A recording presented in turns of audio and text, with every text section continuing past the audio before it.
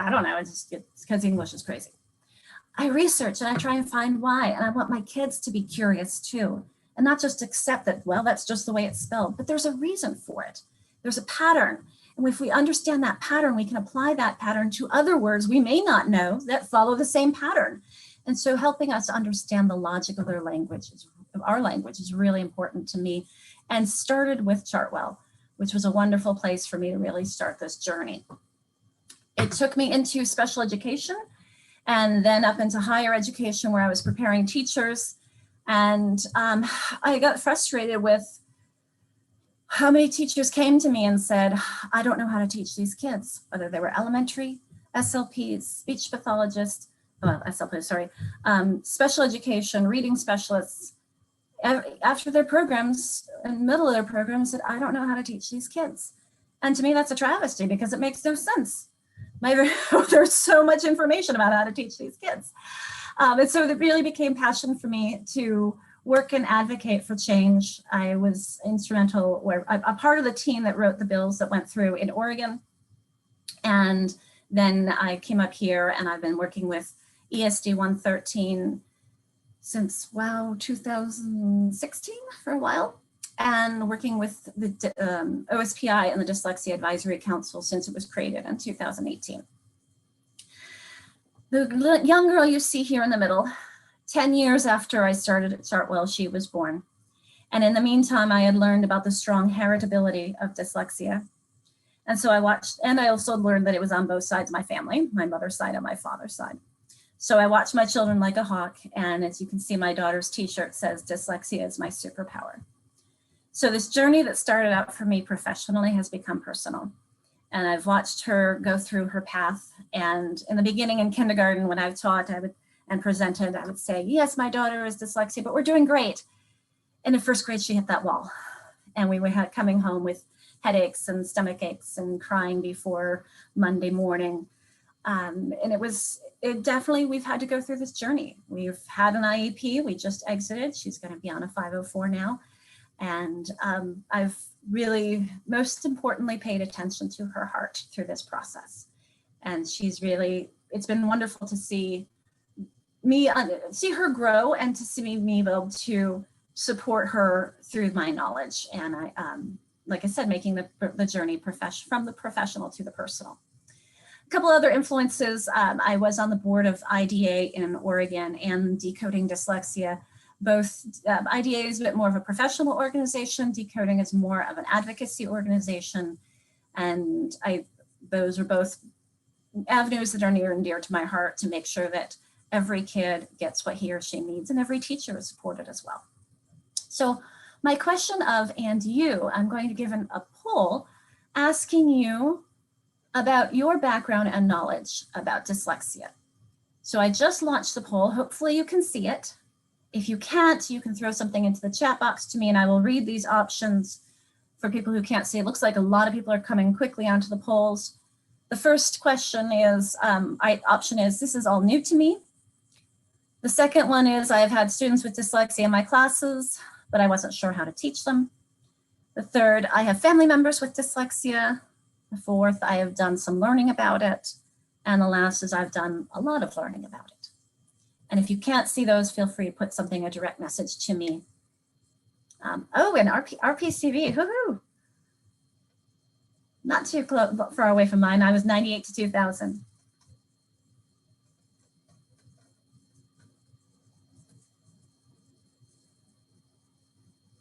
If you accidentally clicked out of the survey, you can put your response in the chat box to me.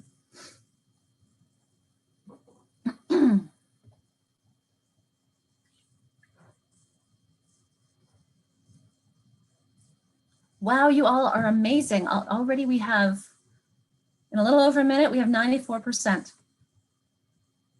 You're a fantastic team.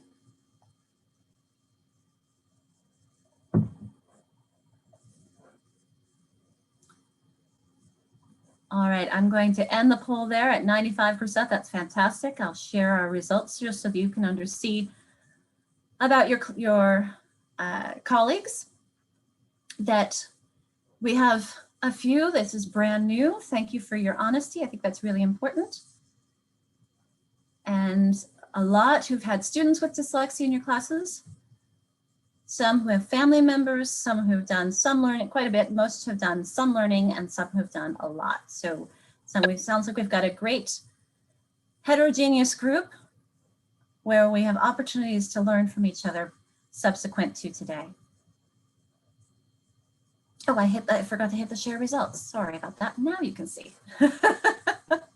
All these parts of the Zoom that we have to remember, right?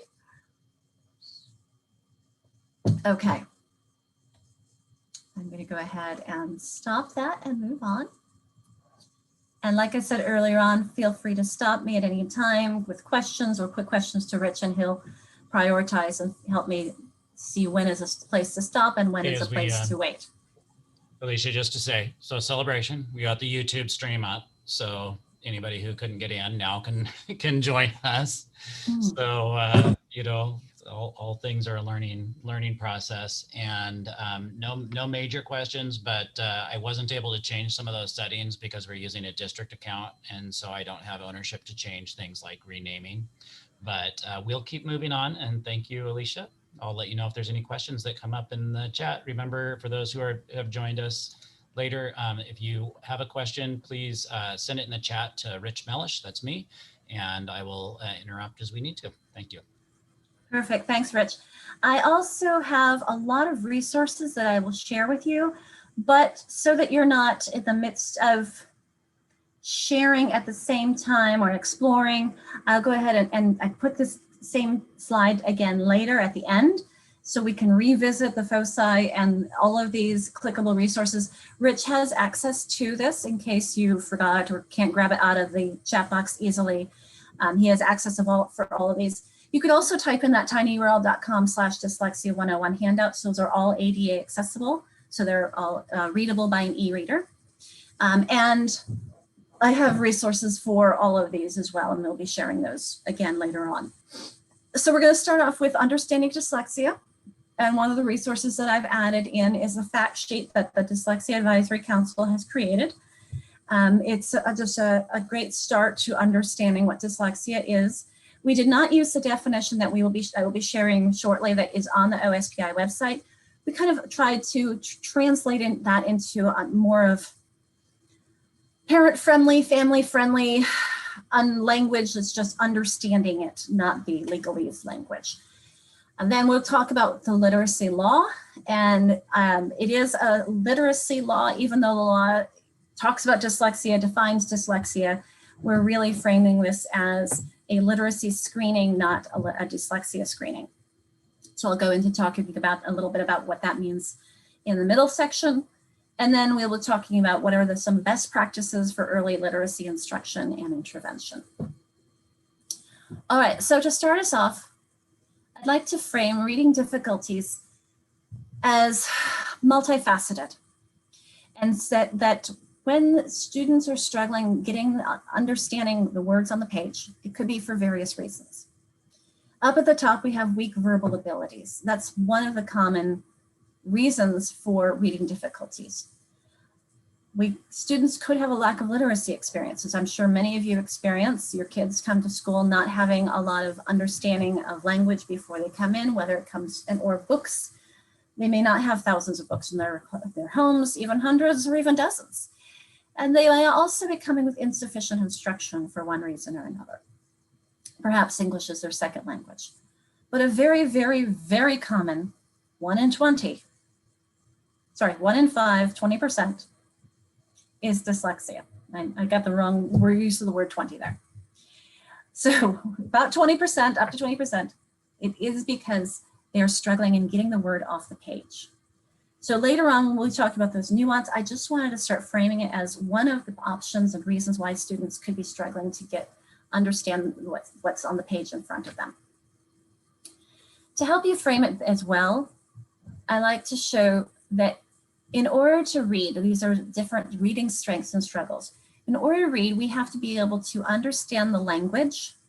So this is what I would understand if someone read it to me. And we have to be able to get it off of the page. So this is my decoding, as Rich had mentioned earlier, my ability to translate that text on the page to the words so I know what they are, then I have to be able to understand them and how they're used and put together. When both of those are strong, we call that a typical or a skilled reader. They're able to understand the words off the page, understand them, put it together, create meaning. Our next category, though, is of the commonality is those who are dyslexic, or what some call, particularly David Kilpatrick has called, a compensator. That would be somebody who has slipped through the cracks in those early years, kindergarten, maybe third grade, fourth grade. Maybe they have a very strong auditory memory and they heard all the other kids read the story, and hence they look like they're reading, but they really aren't making those connections. Maybe they've memorized a lot of words, but they really don't know how to do the sound symbol correspondence and to sound it out. So that when when they confront a word they've never seen before, they really struggle with having to sound it out and figure out what that is. So they are strong in the language comprehension. If we read it to them, if they access it orally with audio text, they're strong, they can get there, they can answer lots of questions, they understand, and they're with you. But getting it off the page themselves is their struggle. We have a smaller category of students who can get it off the page, but they don't understand what it is once they do. And sometimes a second language learner might fall into that category. I myself could pronounce, okay, French isn't a good example, but there are a lot of languages, a Spanish learner, where you could perhaps pronounce a lot of the words on those pages, but not necessarily know what they mean or how they're put together. And so your language comprehension is the weaker part of that equation. This is luckily a smaller percentage of students, but we might call those word callers. They have difficulties understanding. We need to do a different approach and a lot of verbal work with them to understand how these concepts are put together and how these concepts are the same. And then we have a small category that has both of those struggles. And I use the term strengths and struggles because that's something we use in our home a lot to understand that all humans have strengths and struggles. We all are imperfect creatures. Nobody is perfect at everything. Show me that person and I would tell you you're lying, and there's something everyone struggles with. And so it's something that we embrace, at least in my home, where I have someone with dyslexia and someone on the autistic spectrum. But those down with the mixed reading difficulty, they struggle to get off the page. They have that weak word reading ability. And then once they do get it off the page, they have struggles understanding what it means and how to put it together and how to understand the connections. And so they are going to take a lot more of our work on that side. We're going to start with a quick video. This is about 4 minutes on what is dyslexia. This incorporates a little bit of history, a little bit of a simulation. We did a simulation back in Earth. You could tell me when we did it for the parents, and I think some of you were there as well. And it's really valuable to go through the situation. In interest of time, this kind of quickly sums things up. So I'm going to press play in just a moment when I make sure that I have shared with sound, which I have not, and mute myself and make this a little bit bigger for you. Just a moment.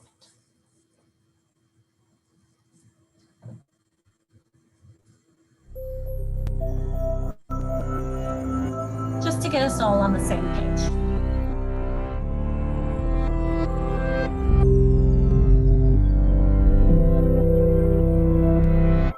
Take a moment to read the following.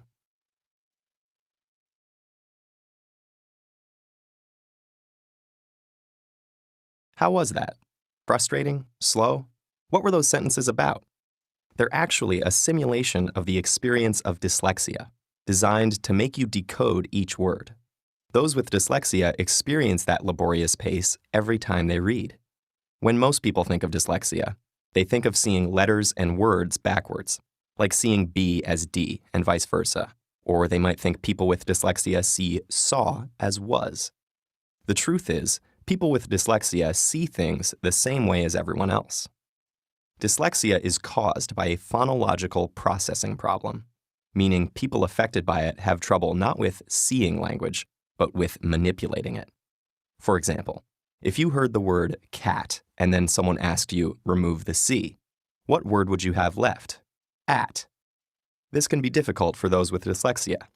Given a word in isolation like fantastic, Students with dyslexia need to break the word into parts to read it. Fan, tas, tick. Time spent decoding makes it hard to keep up with peers and gain sufficient comprehension. Spelling words phonetically like STIK for stick and FRENS for friends is also common. These difficulties are more widespread and varied than commonly imagined. Dyslexia affects up to 1 in 5 people. It occurs on a continuum. One person might have mild dyslexia, while the next person has a profound case of it. Dyslexia also runs in families. It's common to see one family member who has trouble spelling, while another family member has severe difficulty decoding even one-syllable words like catch. The continuum and distribution of dyslexia suggest a broader principle to bear in mind as we look at how the brains of those with dyslexia process language. Neurodiversity is the idea that because all our brains show differences in structure and function, we shouldn't be so quick to label every deviation from the norm as a pathological disorder, or dismiss people living with these variations as defective. People with neurobiological variations like dyslexia, including such creative and inventive individuals as Picasso, Muhammad Ali, Whoopi Goldberg, Steven Spielberg, and Cher, clearly have every capacity to be brilliant and successful in life. So here's the special way the brains of those with dyslexia work. The brain is divided into 2 hemispheres. The left hemisphere is generally in charge of language and ultimately reading, while the right typically handles spatial activities. fMRI studies have found that the brains of those with dyslexia rely more on the right hemisphere and frontal lobe than the brains of those without it. This means when they read a word, it takes a longer trip through their brain and can get delayed in the frontal lobe. Because of this neurobiological glitch, they read with more difficulty. But those with dyslexia can physically change their brain and improve their reading.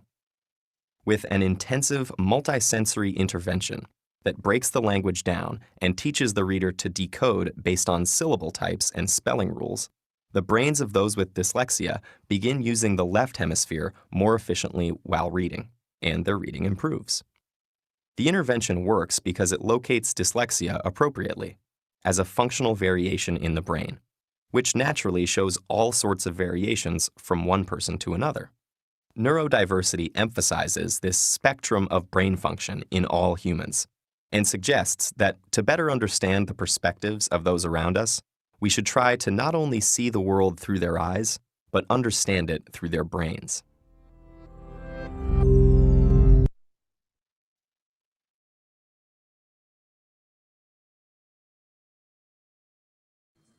I thought I clicked the unmute, but apparently it didn't work initially. So I'm going to share the link to that in case you had not able to, if it was glitchy on your end. I know that Zoom is an imperfect system, just like humans, right? So I share that in that way too. You can share it with your peers. Whoops. Next one, here we go. We're going to talk a little bit about the definition and then shortly have an opportunity for you to talk about your feelings from that emotion.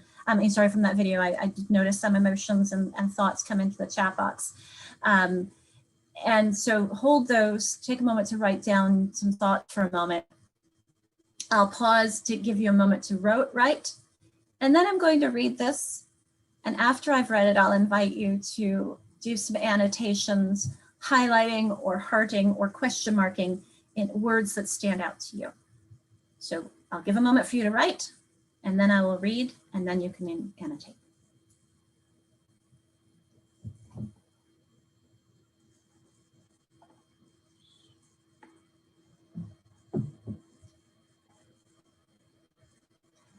This is a definition that was adopted by Washington State in 2018.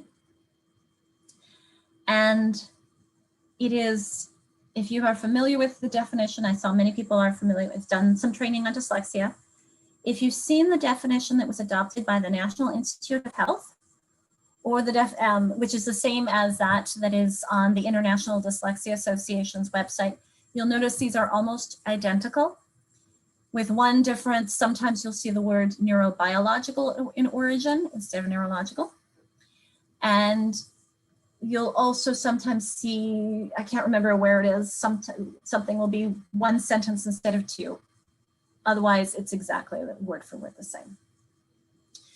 So the definition that was adopted by the state defines dyslexia as a specific learning disorder that is neurological in origin and that is characterized by unexpected difficulties with accurate or fluent word recognition and by poor spelling and decoding abilities that are not consistent with the person's intelligence, motivation, and sensory capabilities. So I'm going to stop there for a moment. The specific learning disorder piece, it means that if you look in the, for example, the definition of a specific learning disability in our WACs or in IDEA, you will see that dyslexia is listed as an example of a specific learning disability. So whether it's called a specific learning disability, a learning disorder, or learning impairment, I frankly have seen all three of those terms interchangeable on the WACs for special education. It means that it is creating a struggle that one could qualify for as being on that neurobiological spectrum that you saw in the video. And that what stands out here with dyslexia is that truly that unexpected nature, that you see the child's intelligence, their motivation, their sensory capabilities, you see that they should be able to learn to read just like their peers, and that they are struggling with accurately reading, fluently reading, figuring out what those words are, spelling, and decoding would be their ability to get to their accuracy. So figuring out what those words are. This next sentence, these difficulties typically result from a deficit in the phonological component of language. That is the piece that really characterizes dyslexia as well, is that you see some glitch in their understanding of how our language is spoken and how those words can be broken down into smaller pieces and manipulated. So how, for example, clash could be changed to crash by just changing that internal R to O between clash and crash. Many of our words are very subtly different. And that takes a lot of understanding for especially someone with dyslexia to figure out how to make those small changes that can connect those changes to what's going on in the brain and to the reading and the comprehension. It's very complex. And for those of us who didn't struggle to read and write, it seems like it's not complex, but it truly, really is. So these difficulties typically result from that deficit in the phonological components of language that's often unexpected, again, you see that word, in relation to other cognitive abilities. The secondary consequences, because they're struggling with this, they may include problems in reading comprehension and reduced reading experience. Because if you remember from that short little demonstration that they gave you, if you're struggling to decode the word, you're probably going to be reading a lot less. There's something called the Matthew effect, which is I think it was Keith Stanovich who coined it, to understand that when you have students who are struggling to read, they're going to read less, and hence they are not going to grow as quickly as students who can read and therefore read more and are going to grow from that experience. So hence you see here these reduced reading comprehension, reduced reading experience impedes your growth of vocabulary and your background knowledge. A lot to unpack. I have a graphic on the next slide which will help us visually, but I do want to open it up to take a moment if you want to do a annotation, a star, a heart, a question mark, or put something in the chat box for Rich to pause me on as far as what stands out to you, what questions do you have that you want to connect with.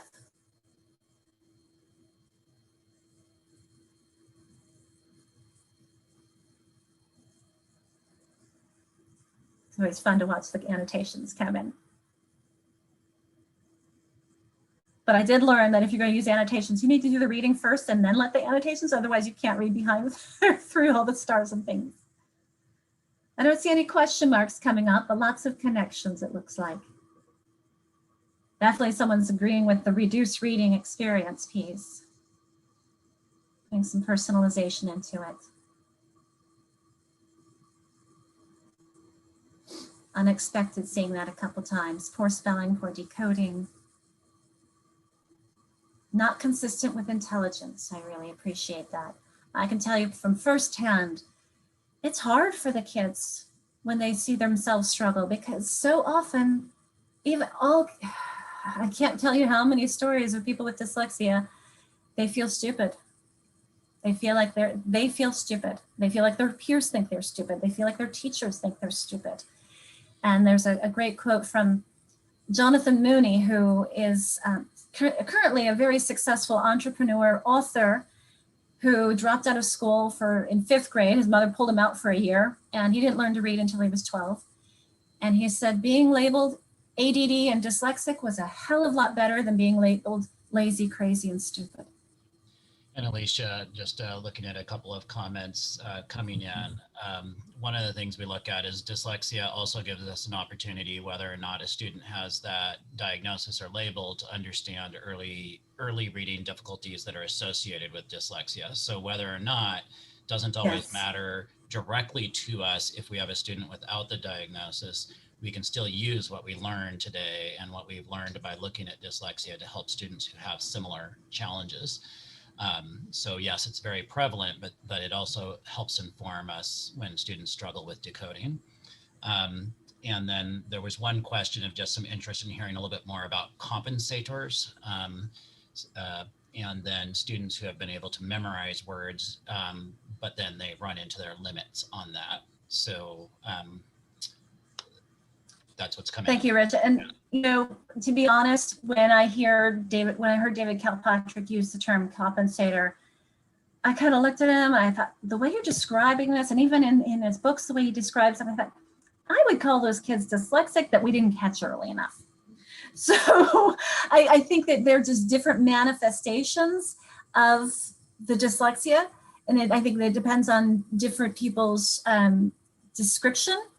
Because I know that for some people, that word compensator and that description really spoke to them and said, yes, I get this. This totally makes sense to me, that how these kids get missed.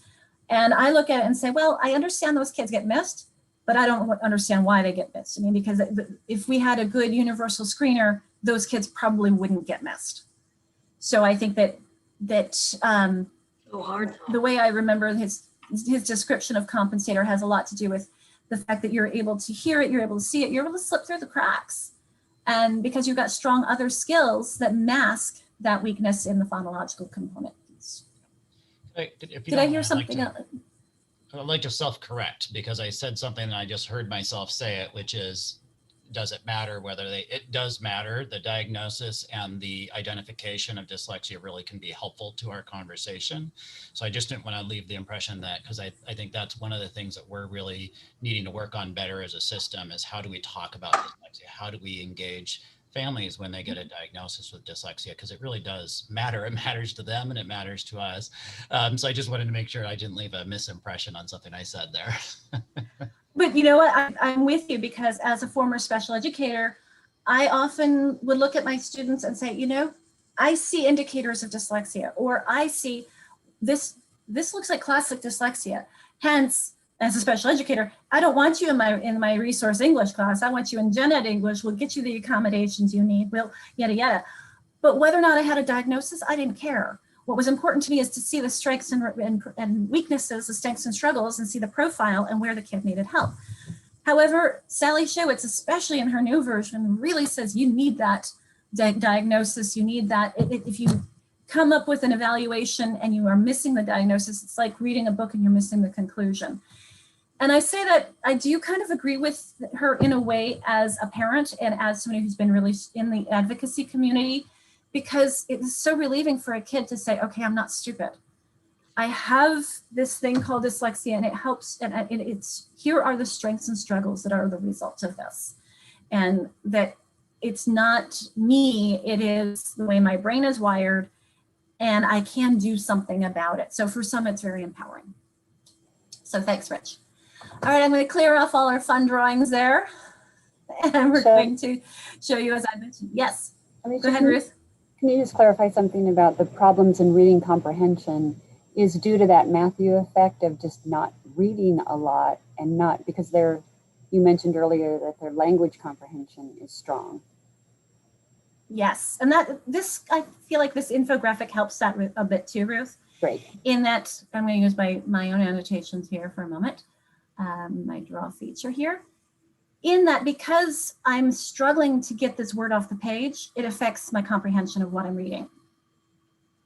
So I'm going to clear that up in case people want to take pictures too. Here's another piece, is that I don't have this PowerPoint to send out to you because it's not ADA compliant. So you can take pictures or screenshots at any time. You hit the little print screen and you can keep a screenshot of this. But so Ruth, if I were to read it to them, yes, that's strong, but oftentimes the lowered comprehension comes from their struggle to get it off the page. So were you with us when we did the decoding exercise, the simulation in the evening? Yep. If you are taking a lot of time figuring out those words, you don't have the brain power left to think about what they mean and what the connections between them are.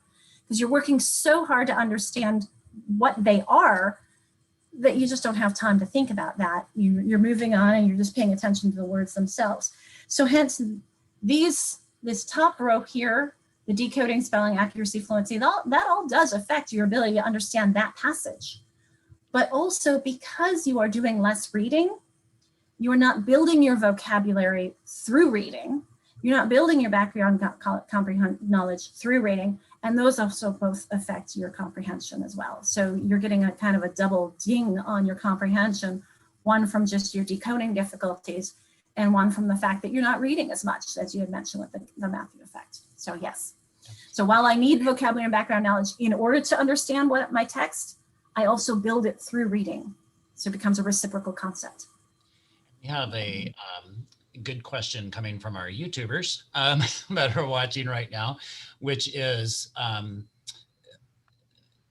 what age do they appropriately diagnose dyslexia? As early as 5. Wow. Actually, I think I've seen even earlier 4, but definitely 5 with confidence. I mean, it's because it is not just, while it manifests itself in the connections between sounds and symbols, when I'm talking about the phonological glitch, that deficit in that phonological component of language, that's something you can see even before reading begins. That's something you can see in the way children process language. Can they, if I orally dictate nonsense words to them, can they repeat those nonsense words?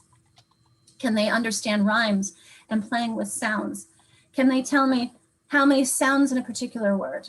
Can they pull them apart like a rubber band or slide them apart like the beads on a pipe cleaner? If I think of the sounds in slit, s, o, it. Can they play with those and figure them out, even without even looking at letters? So yes, before they come to school, we can identify. And I've actually had teachers say, well, I know 2nd grade is really early. And I say, no, 2nd grade is really late. You really want K1, 2, the earlier the better for identifying and intervening. The earlier we do, the stronger chance of success. Okay, so I don't think I need to go more on this infographic. I find it's just a useful way to illustrate what we were showing in that definition, that you have that phonological component that affects your ability to decode, spell, your accuracy, your fluency, which affects the other two. And I think I've already talked about those a bit. So I want to ask a question. Sorry, I'm using an iPad, so I can't type as fast as I could just ask my question. Is that okay? Sorry. Of course, I'm trying to see who it is. So usually the person, whoever's talking comes right up. Is this Christy? No, I don't sorry, see you it's now. Mary. There, I see you now, Mary. Okay, sorry. So my question is simply, I agree with you that I think the earlier is better, except that in schools, they don't test kids until they have like really bad grades for several years and poor performance year after year until they actually will finally test. And I don't even know if they actually test for dyslexia. I'm not sure, but it always feels like a battle just to get them assessed. What do you have to say about that? Mary, that's why this law was passed, because we don't want to wait until they fail to get them the support that they need. So yeah, I've watched it for years. It's very frustrating. So then, hence when we talk about the law, I'll explain exactly how the idea was to get them help sooner. Yes. Great, thank you. And a piece that I'm not sure we really talk about much in the law, so I will address now for you, Mary, when you came to the evaluation, we are looking at lots of advice. We get questions from OSPI, and I get questions, seems like daily, about the assessment team. And Sally Shewitz makes very clear, educators can make that diagnosis. School teams don't want to and are afraid to, but there's nothing in IDEA that says we shouldn't be making that call. Frankly, this is a IEP team decision. And so it depends on the strengths of the team, the knowledge, the base. I mean, there are all kinds of things that we can talk about and go into that, but Wow, I'm not going to do that right now. That's great. That's a huge change. That's good to hear. And actually, it's not a change at all. It's a change in perception. Legally, it's been the case for years. Yeah, and I would say that, you know, this work that we're launching today with this conversation, we know there's a lot of layers and a lot of aspects to this over time. The state is revisiting how they qualify students for special education in the future. We are looking at how multi-tiered supports and getting really good evidence-based resources in the hands of teachers can change the conversation. So I really appreciate these questions about how we run TSTs and guidance teams and identification. Those are definitely the layers that we're going to have to peel back over the coming year or years. So I wouldn't say that we're going to have an immediate change of practice, but I do think that it is causing us to have to rethink a lot of our systems. And that's kind of the point of today, is that we're launching a period of rethinking our systems and around this area. So thank you for the really thoughtful comments and questions coming in about that. Rich, I think that's a great option too. When you say rethink, that going into chat rooms is going to give people that opportunity. Now, I know that people, if you're on YouTube, you won't be able to go into the chat room, but maybe you can join in via chat or text or email, or find some way to have a conversation about the definition that we talked about, but as well as the video. What did that make you feel? What did that make you think about?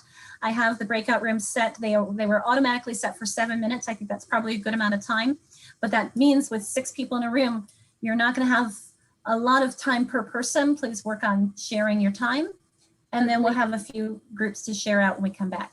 Questions? Yes, I have a question. So with the new thinking, does that mean when assessment is done that there's not going to have to be a 1 to 2 year discrepancy in performance in order to receive services? There is a new proposal out on specific learning disability. I can look at it for it and send it to Rich if you don't have the draft of that proposal, but it would be looking at a multi-tiered system of support to address and not necessarily the discrepancy. That is work that is a discussion that will be ongoing as the state gives guidance and as we then try to follow that guidance. So I would be hesitant to make any statements about qualification for special education right now. It's all in draft form. I wouldn't expect any immediate changes in that. We're going to focus first on the general education side with this reading foundational skills adoption. How can we make sure that we provide kind of that differentiated tiered support for students in the general education, but do know the deep conversation about special education is also happening both at the state level and in our district. So I just don't want us to go down that rabbit hole right now because frankly, we aren't quite ready for that one right yet. So. And everything is currently in draft form. There's just conversations happening that are moving toward trying to prevent people from having to fail before getting the support they need. Yeah. All right, so I'm opening rooms now. And I think Rich may put those of us who are co-hosts automatically into rooms, but we can probably come back out. I'll try that. And people can leave rooms at any point in time, but you're going to be pushed into them. Hopefully that's going to work. I thought I put it on push on. It's just not started. Oh, you know what? It unclicked it for some reason. Let's try that again.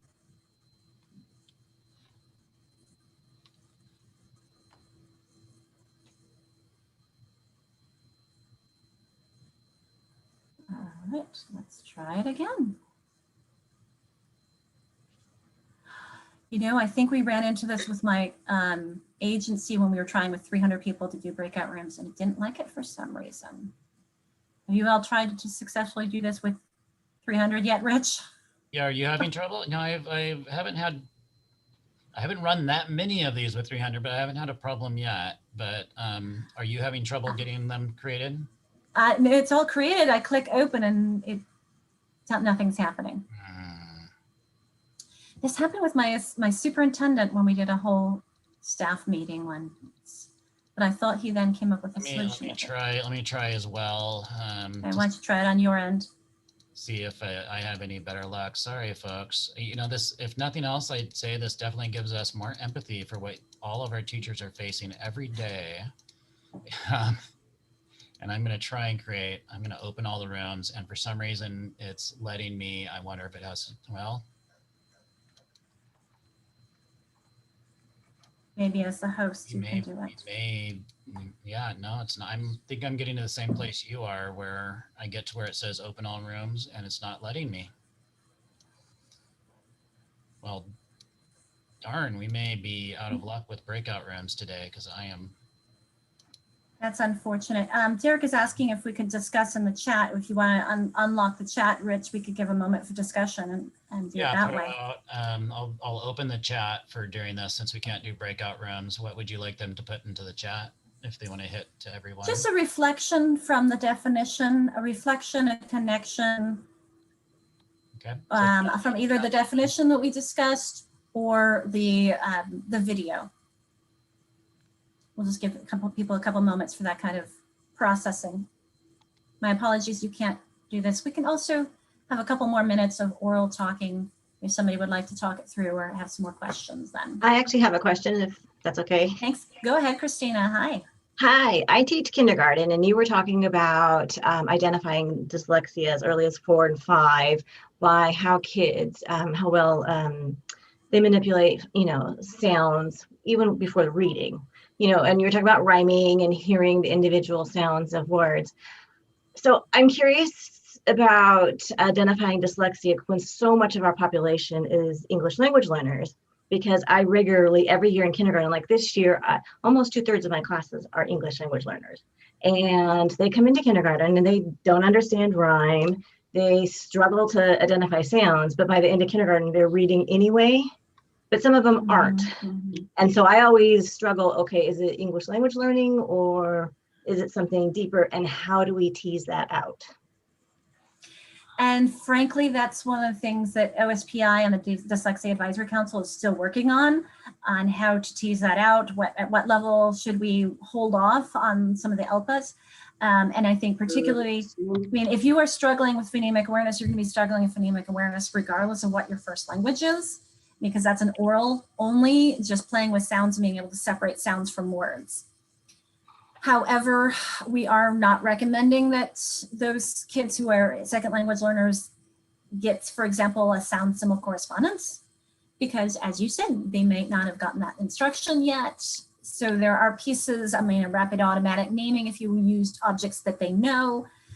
There are sticky pieces with those kids who are English language learners. So it definitely, it doesn't mean that they couldn't have both, but it's harder to tease that out. So for some of those, you may, I would frankly teach everyone as if everyone had it, because it's just good instruction.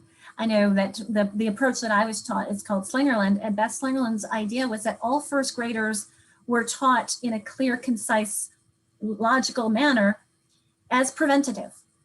And when I actually did a presentation for ESOL teachers, because in Oregon, when we created the laws, one of them was that every elementary special education and reading specialist got information about dyslexia in their trainings, in their pre-service training. And then they also added on ESOL teachers, and they were kind of freaking out. And I had a presentation for them. I said, I started out in your world. I had my master's in TESOL before I became a dyslexia teacher.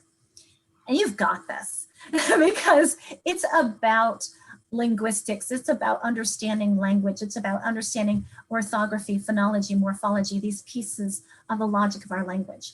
And so when you're making it clear for them, you're making it clear for kids with dyslexia as well. The difference between these two groups is that the kids with dyslexia, I can draw on their knowledge, their oral language knowledge, to make some connections for them and build upon that. Whereas my kids who are second language learners, I need to build that oral language knowledge. So that's one key difference there. But the sound symbol correspondences and these connections, that we all need that. Rich, do you? Yeah, I just wanna wanted say to jump something? in because I want to make sure part of what I'm doing is playing timekeeper as well. And since we really, I want us to be a little bit careful on the veering into the special education too much. And I think one way to do that is for us to get into the elements of the law, because the law really helps us navigate that a bit, because it really is about general education. It really is about what we do in general education and how we identify needs. So I would love to make sure we do that. I also want to think about our timing and our if there's a need for a stretch break at some point too. Perfect. So what I'm going to do is Rich and I will look through these comments that have come into the chat box during our break and come back and see where we need to be making some more ties in that. But I agree, let's go into talking about some common strengths and some common struggles. So these are some of the things that we've talked about just as a brief common strengths that you see. And I start with those because I think it's important to start with the strengths and define our students by their strengths, not by their struggles. And to keep in mind that many times kids with dyslexia very often have strong reasoning skills.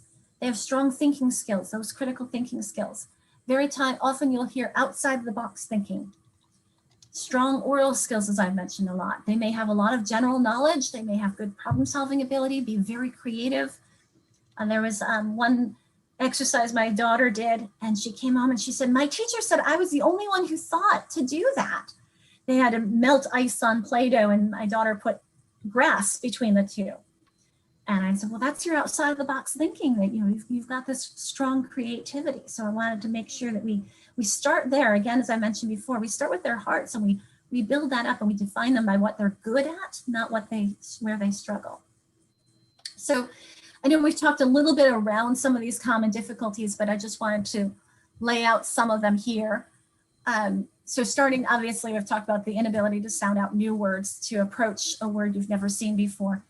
And even when I taught high school special ed, I wanted to see my students' ability to do this. I would give them a text they'd never seen before because I didn't have some multisyllabic nonsense word tests that they have now.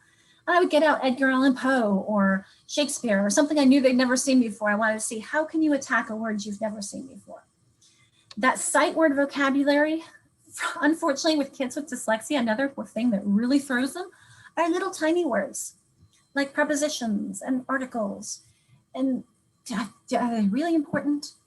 And the way I described what you saw in the video of the WAS that you saw or was, when my kids say, well, they knew, they felt like they see it backwards. And I said, well, your eyes see it the right way. The trick is your brain doesn't think that the order matters. Is that was, it's saw, whatever. And the reason for that is because we're reusing part of our brain that looks at objects and faces. And so if I look at this pen, it doesn't matter if I see half of it or which direction it's going, it's still a pen. But I see a letter and now directionality matters. Whether it's upside down or it's going to change. So hence I'm having to rewire my brain, and that takes a little bit longer to make those sound symbol connections for somebody with dyslexia because of the phonological glitch. Listening comprehension exceeds reading comprehension. I think we've already obviously cleared that one. And then the inadequate response to effective instruction intervention. I do want to spend a couple minutes with some myths that these are seen very often. This came from Jan Hasbrook's new book, but I've seen many of these many times and heard them. So I'm going to list them, and as I do, as I read these off, I'm going to put up a poll, and I'd like you to click the ones that you have heard or believed, and it is anonymous. So I'll read them while they're up on the poll. So the first one, dyslexia means writing letters backwards or upside down. Number 2, students with dyslexia read words or text backwards. Number 3, dyslexia is caused by vision problems. 4, dyslexia is related to intelligence. 5 more boys than girls have dyslexia. 6, dyslexia cannot be identified before 3rd grade. We've already talked about that one, huh? And 7, students with dyslexia are lazy. They just need to try harder. We've talked about that as well. ADHD is a part of dyslexia. 9, all children with dyslexia have trouble with spelling and handwriting. And 10, children will outgrow dyslexia.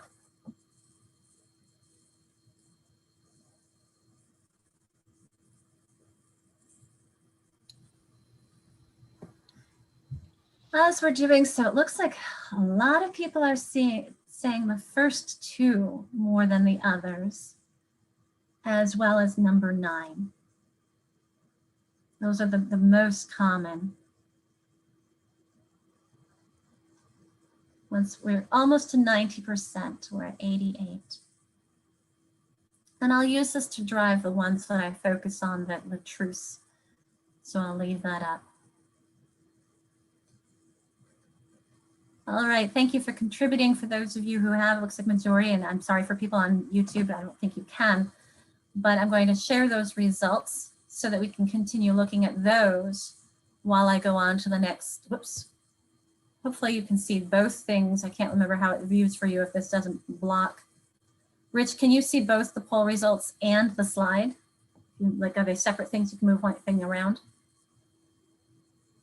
You're muted. How about you, Ruth? I could see both. Perfect. There you go. You weren't muted. Okay. So the first one, our most common one, the writing letters backwards or upside down, that's a developmental progression that all kids go through. I even saw my son, who's on the autistic spectrum, and phonemic awareness and phonics is his strength. And he, when he was learning to read, would start sometimes at the end of the words. We have to train our brains that we read and write from top to bottom and left to right.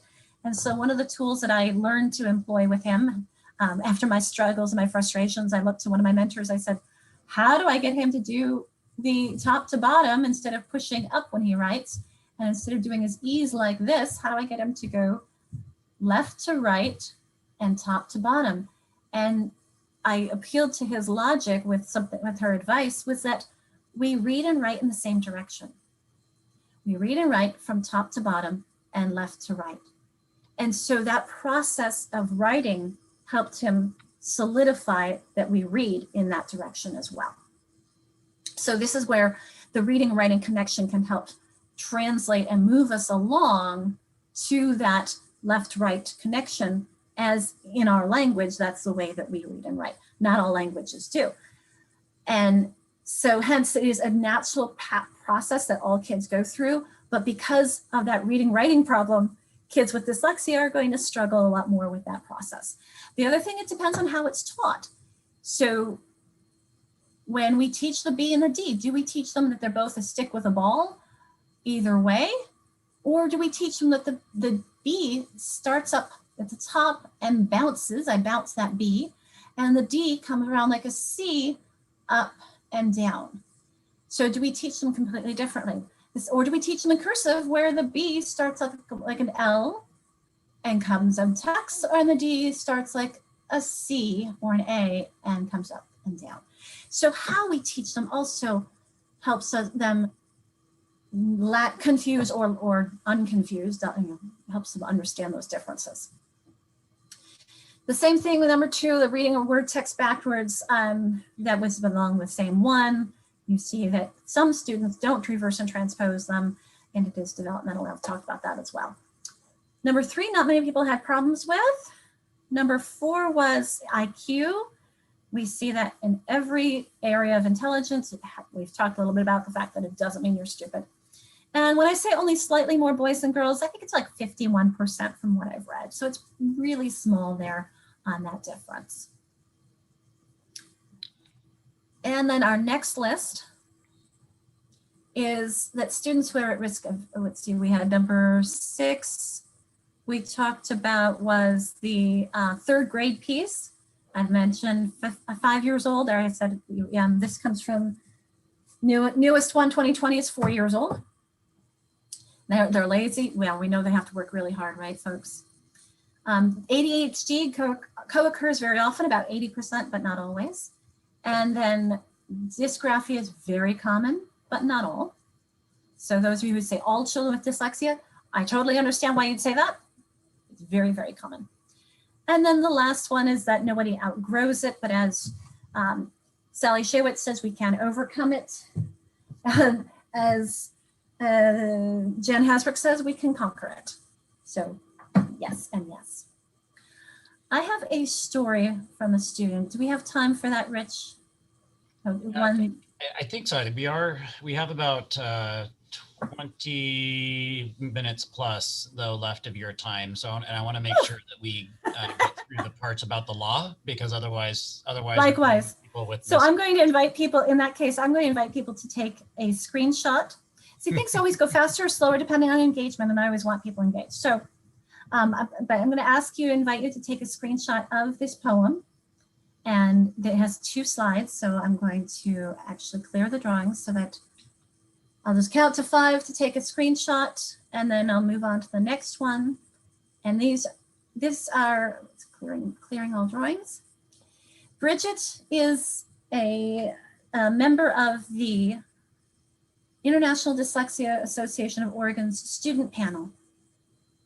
And she wrote this poem, to let people know how she feels, but also to connect. And I think that connection is really important. And that's what you see, these bracelets down below. I'm actually wearing one now.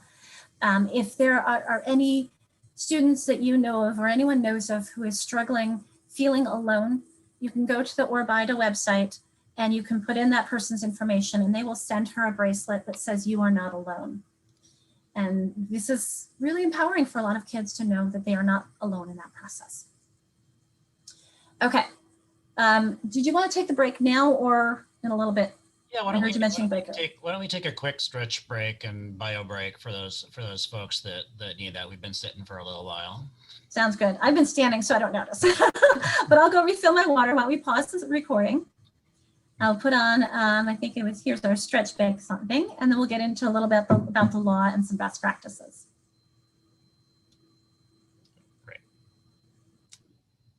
Thank you. So we'll be back at 10 a.m. We'll start back up.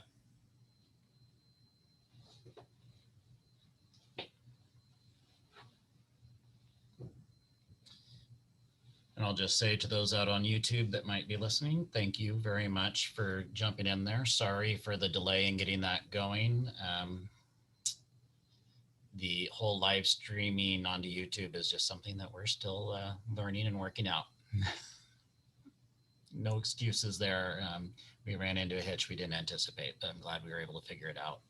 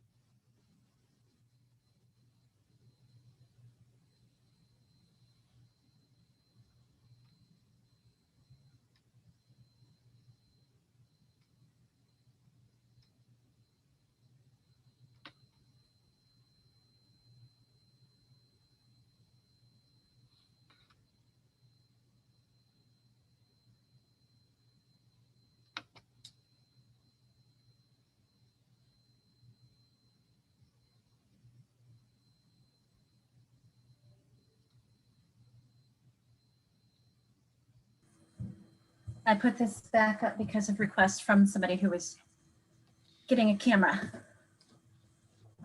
Yes, thank you. Just as we are thinking about jumping back, I'll just kind of have out front conversation here. I think it'd be really helpful for us to make sure we cover. I saw that you're heading into the screening, and then of course just the part, those kind of aspects of the law, because I think that will really help us to make sure we don't leave with too many misconceptions. And I think we've gotten quite a ways into some of the practice piece. So if we don't get into the best practices piece, I think maybe we could share some places they could go to learn more, including our district webpage has links to a lot of resources. We now have a district dyslexia page, and we could add some links there as well from this presentation. And then of course, I'm getting lots of questions about if you're willing to have me send out your slides after this. I am willing. The caveat is they are not ADA compliant. They're not readable by a screen reader. Right. So they've got lots of images and things like that.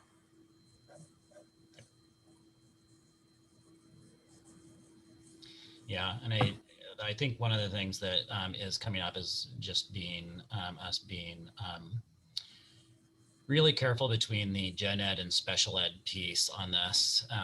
So focusing more on the gen ed today, and allowing our psychs are really delving into this. And so our school psychs are leading that conversation of when it's appropriate to go from a gen ed to a special ed, and making sure that, because that's the whole point of where we're headed with this work is making sure that we do what we should do in gen ed, so that when we do get to that conversation about special ed, we've done all that kind of due diligence. So I think that's why I say I think the law will really help us, because understanding the gen ed component becomes so critical to understanding if and when it does ever rise to that special ed component. Exactly. That's one of the reasons why I put this up during our break, is just that reminder that everyone needs to be taught and stretched regardless of where they are on that ladder. Yeah. And I'm super excited about what we're heading into in gen ed, so I don't want to lose that. Well, but frankly, I was, as you heard me mention, when I taught special ed, I mean, I'm a special ed teacher at heart, but I pushed them into gen ed as often as I could, because that's where they belonged. So these kids with dyslexia don't need to be in special ed. I mean, I taught one here in that orange band. I'm seeing lots of thumbs up and nods. I taught one who was in that orange band, and she'd been in special education for I don't know how long. But once I taught her this explicit nature of our language, she said, okay, I've got this. And she did. She didn't need to be in special education. She just needed that explicit instruction, and then she was fine. And she was successful in general education. Okay, I think that was a great place to put on the backup. Well, I think we have everybody back. Go ahead and start our recording again then. Perfect. So we're going to start with the law and what it is expecting as, and this is just going to be really brief, a little bit about, because not everyone here, well, we have all K2, I think, here, don't we, Rich? So Ruth, I saw you're nodding. Thank you. Yes, that's right. So it's starting in the fall, as Richard mentioned, students in grades K1 and 2 will be screened for indicators of or weaknesses associated with dyslexia. Notice that language, very clear. We are not screening for dyslexia. We are screening for indicators of or weaknesses associated with. Hence, we call this a literacy screener, not a dyslexia screener, because dyslexia is about literacy, and it's about helping our kids be successful readers. And there you see the next second bullet, using a multi-tiered systems of support in grades K1, 2, to support and help those kids be successful. That is the important piece too, is that we're supporting before they fail. So regardless of whether or not we qualify or categorize or use the word dyslexia at all, we're looking for strengths and weaknesses in the literacy skills that are very often found to be indicators of dyslexia, and then our students struggling with those skills, and then let's intervene and support them. And then, of course, the bottom one, hopefully, is a no-brainer for all of our school districts, that we will be communicating and collaborating with parents and families about the students' reading progress, the screening results, and potential literacy interventions. So just keeping them in the loop all the time. So the intent. The why, we're focusing on the K2 literacy development, which is one of the things I think is really exciting about, as Rich keeps bringing back, the focus on your whole group, tier 1, general education. Let's make sure that as a state, we understand what are the literacy development pieces that are important in those early grades, the foundational literacy skills that everybody needs. And obviously, as we talked earlier too, the earlier, the better for that intervention. And then when we talk about the what, that foundational literacy skills, phonemic awareness, phonics, you think about the big 5 from the National Reading Panel. Everybody needs to understand the sounds of our language, how they are represented in print, then what they mean, and you need to be able to do this quickly and automatically. That's the fluency piece in order to get to meaning. And then how is that, obviously, we're trying to identify and meet those students' needs as early as possible. This is a slide that we added in and the December webinar that I think is really useful to put in all the time is just some reminders. So OSP does not recommend curricular programs. And as we mentioned earlier, I can't say it enough, that the earlier students who struggle receive interventions, the better their chances of success. And the last bullet, you've seen me making the heart a few times and talking about the heart, is that especially now when we have a lot going on, that our students' emotional welfare comes before their academic concerns. However, we do need to keep in mind that those are so intertwined. Remember, success breeds success, and success breeds confidence. And so we often feel badly about ourselves when we're struggling. And so we need to keep in mind that in order to help make sure they're not struggling, we need to support them and be explicit and not assume that they can get from A to K without some help and guidance along the way. Now, you saw me putting up during the break a little, here we go, this image, and I'm going to go back and forth a little bit on here because I want to focus that, as I mentioned, some kids are going to make that leap from A to K without our help. They're going to be up in that green zone.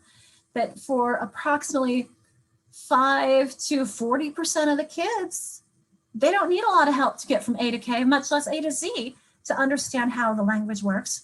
There are some kids, I think it was Reed Lyon, who used to say, you could put them in the bathroom and they'd be able to figure out how to read with the tags on towels. There are other kids who absolutely need this explicitly spelled out. And in fact, a large percentage need explicitness.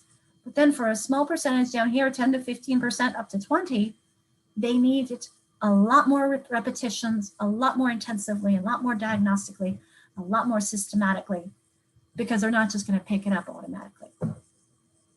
So we're going to go back to the, we talked about intent of the law, some best practices for screening implementation that we have created at OSPI and through the Dyslexia Advisory Council. I will put those links in to access all of these into the chat box when we get into the resources toward the end. But as you see, there's a best practices for literacy screening for educators. And we try to change, while the intent is the same on all these, we try to target them that this is specifically for the teachers and educators themselves. We have one for administrators, and then we have one for parents and families about what does this mean to screen, and what do we do afterwards, and how do we focus on this screening process. And then, as I mentioned earlier, well, there's the what is an academic screening tool, and then there is a dyslexia fact sheet as well. So you can see we talk about what is dyslexia, but then it has some opportunities for learning more. So I wanted to give a moment on the law, and I'm going to do a pause for questions, and then we're going to get into a few of those best practices that Rich and I had talked about as well.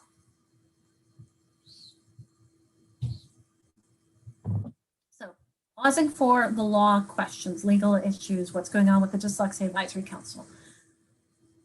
I think that they would be coming to you, Rich, rather than me, but feel free to send it as well.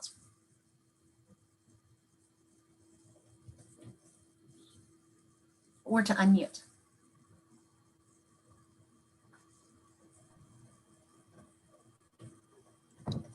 So Anything coming in, Rich? Not getting anything right this moment is so far just affirming statements. So I think we're. Sounds good. Okay. Well, and the thing Yeah, is I have a that, question. go ahead. And, you know, I was just going to say, if we do our job well, hopefully there are fewer questions. We do have on the OSPI website a great FAQ, and we keep trying to add to that and saying, if there are questions, please read the FAQs. It would really help. Mrs. Recky? Raman is my first name. I couldn't change my name, sorry. That's okay. What did you say your first name is? Raman, R-A-M-A-N. Thank you. Alicia, ahead. I have a student like whose mom really wants to know if the student has dyslexia. I'm not sure if I'm bound by law or something that I can tell her that it seems like he has, and can I ask them to go for a private assessment? How does it work in our case? Yeah, we can't. So, well, okay. A yes and a no on there. You want to be careful always saying, don't tell them to go get a private assessment because the school would have to pay for it if you told them that. Yeah, I don't want to.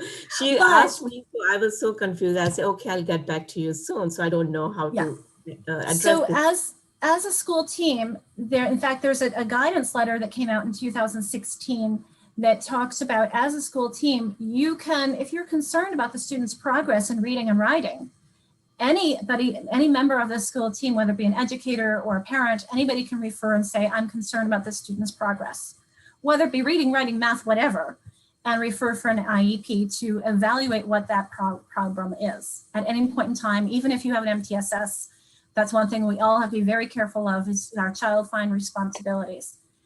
If the child's not struggling, then that's a totally different conversation, because not everybody who has dyslexia is struggling.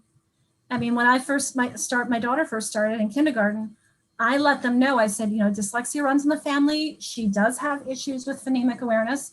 And their first question was, do you want her to get tested for an IEP? And I said, no, I want you to teach her and see how she responds to your education. Yeah. You know, so you may be able to really do, hopefully, what she needs in the classroom.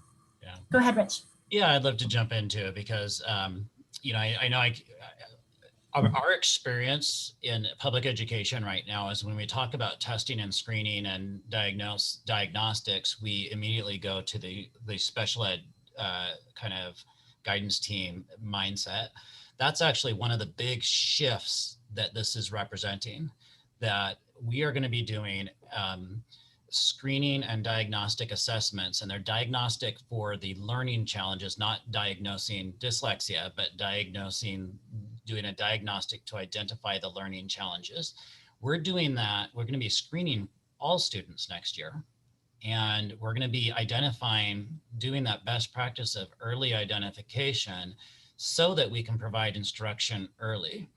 And that none of that has anything to do with the special education process. That's all the general education side, so that teachers can identify what those learning needs are, and then identify those resources that will help with those learning needs, and which we're going to hear from Ruth Cerna here in a few about where we're headed in that direction through the adoption process.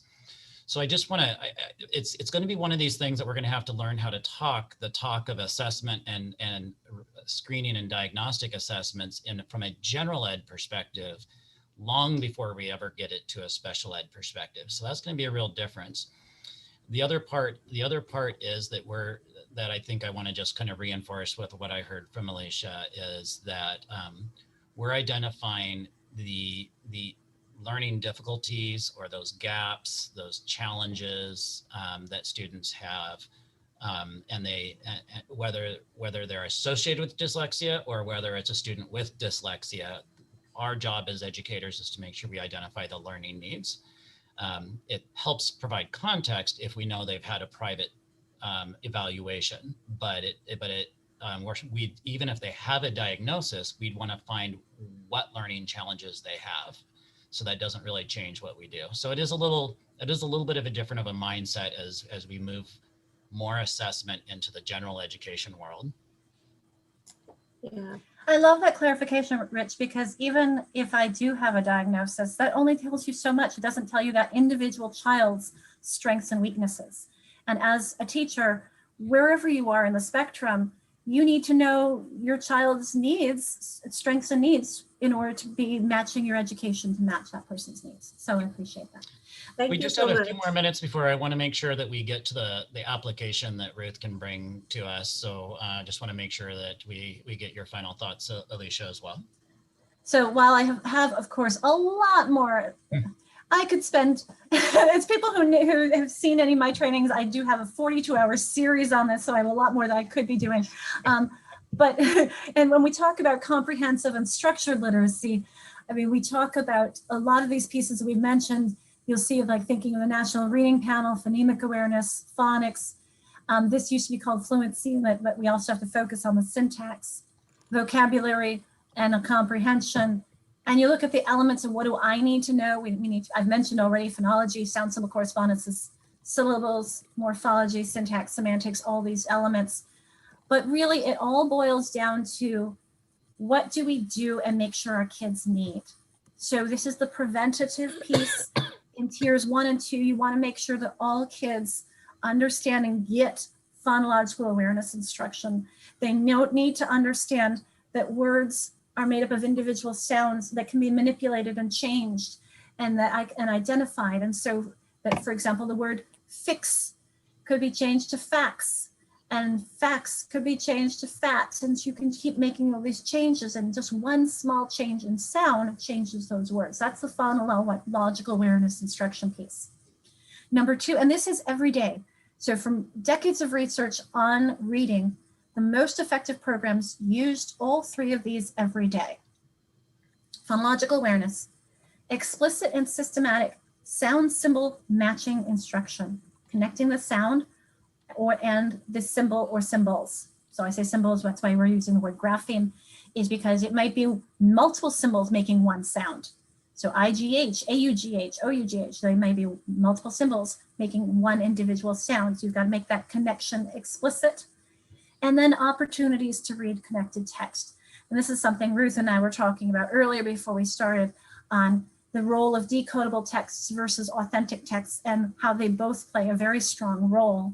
One for helping kids practice the pattern that they're learning, one for helping them see how often that pattern is occurring naturally in statistics and their statistical regularity of language. When we go on to remedial, you'll notice it's the same thing.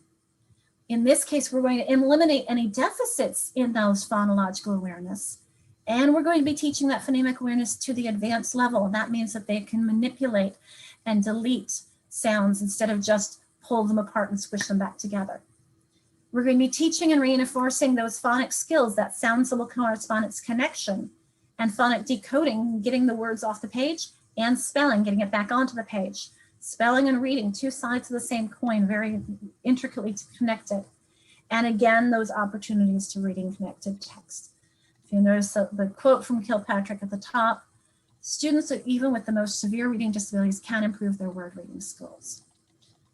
And just as a reminder for how these two connect, both for gen ed, special ed, tier 1, tier 2, tier 3, those components of effective reading are the same, regardless of whether your focus is prevention or intervention.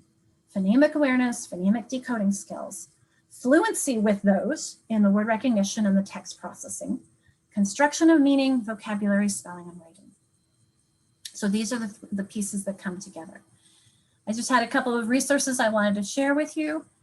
Common Core State Standards, you may be very, very familiar with them. You may be less familiar with the Appendix A, which on pages 17 through 22 has descriptions of common phoneme grapheme correspondences, descriptions of phonological awareness, what this means, and descriptions of sound symbol correspondences. So I'm going to take us back to the last piece of reflecting, remembering, that I want you to think about a keyword or a phrase or an important idea and write something down from all the things we've talked about today. And as you're doing that, I will put in some of these resources into the chat box to share with you. And Rich, I did not write down my goal time. So yeah, we need to transition here as soon as we can. So I want to make sure that teachers get an update on resource development that we're doing. That's exactly what I thought. So I will do this, put these into the chat box as we're transitioning, and I will leave this up as I'm doing that. And so if anybody prefers to use your QR code reader, you can just do a QR code and that will give you an access to lots of resources in a Padlet form.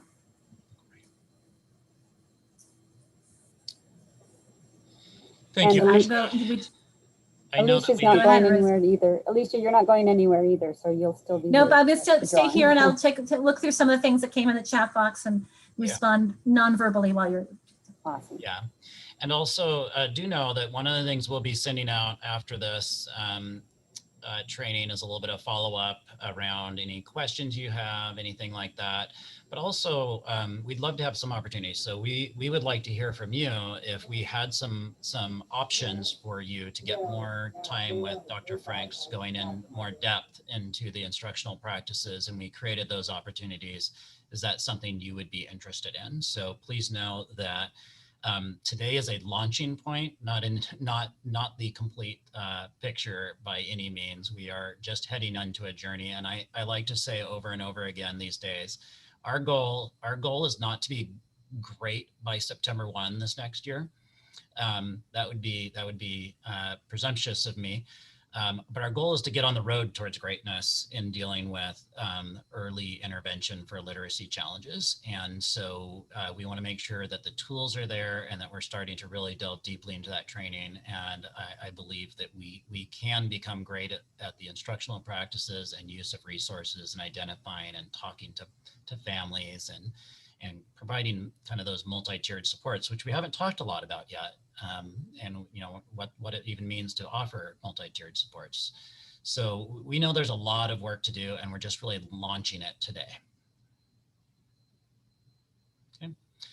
So as we transition to this, Alicia, are you okay with us going ahead and transitioning to Ruth? And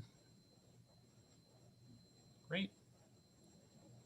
Yes, and I was doing the nonverbal congratulations. I'm really thrilled with all the work you guys are doing.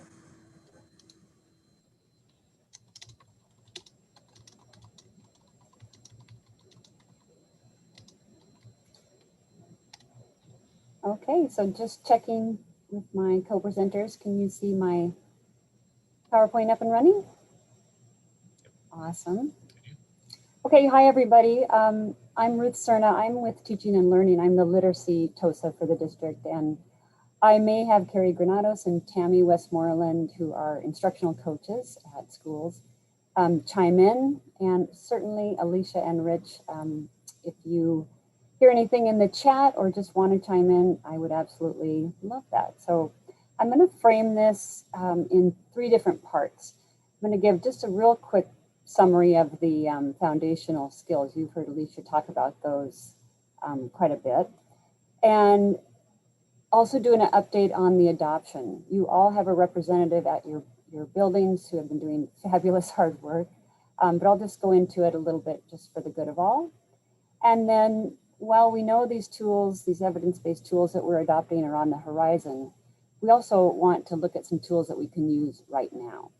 That'll be the 3rd part of this PD. Okay, so just a quick literacy overview. We know the foundational skills. That's what I'm going to get into in a few minutes. But there's also reading comprehension, there's writing, there's all those language skills about the conventions of standard English, and then speaking and listening as well. But it's really the foundational reading skills that we're going to dive into a little deeper. So think about this. You don't need to put it in the chat, but based on what you heard from Alicia and what you already know about the Common Core state standards and foundational reading skills, what words might come to mind when you think of those skills? So hopefully some of those came up. Alicia alluded to many of those: phonemes, words, sounds, awareness, phonics.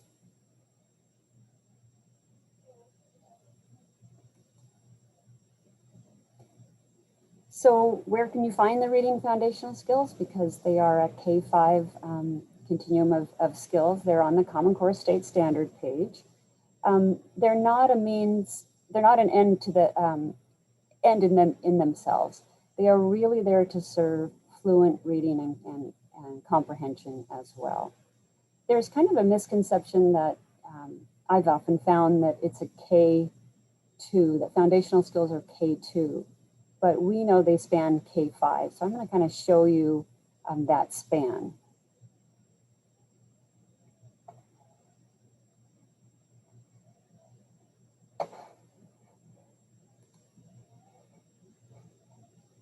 So here are just the kind of basic components of reading foundational skills. Print concepts, I'll go into that in a few seconds for K1. Phonological and phonemic awareness, K1. And that's not to say that we don't have students in grades 2, 3, 5 who may have some struggles with print concepts and phonological awareness. We know that that's true, but for the most part, they're K1 standards.